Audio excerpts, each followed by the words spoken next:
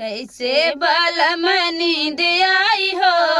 जब तू जाबा विदेशवा, कैसे बलम नींद आई हो जब तू जाबा विदेशवा, जाबा विदेशवा हो जाबा विदेशवा, जाबा विदेशवा हो जाबा विदेशवा, कैसे बलम नींद आई हो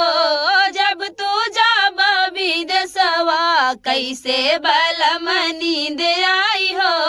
जब तू जाबा विदेशवा। सोने की थाली में जवना परोसे, सोने की थाली में जवना परोसे, जवना जहर होई जाई हो जब तू जाबा विदेशवा, जवना जहर होई जाई हो जब तू जाबा विदेशवा, कैसे बलम नींद आई हो जब तू जाबा विदेशवा, कैसे बलम नींद आई हो जब तू जाबा विदेशवा। झंझरे गेड़ुलवा गंगा जल पानी, झंझरे गेड़ुलवा गंगा जल पानी, गेड़ुला जहर होई जाई हो जब तू जाबा विदेशवा, गेड़ुला जहर होई जाई हो जब तू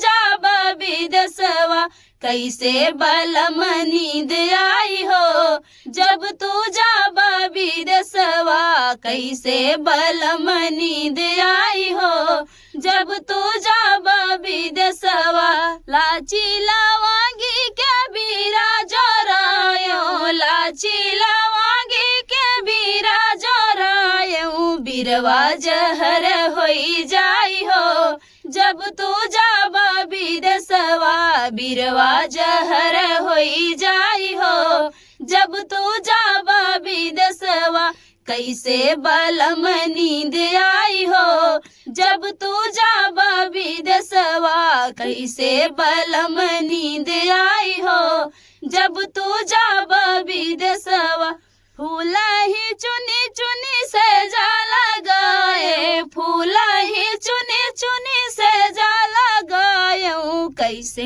बलम से जवा जहर होई जाई हो जब तू जाबा विदेशवा, से जिया जहर होई जाई हो जब तू जाबा विदेशवा, कैसे बलम नींद आई हो जब तू जाबा विदेशवा।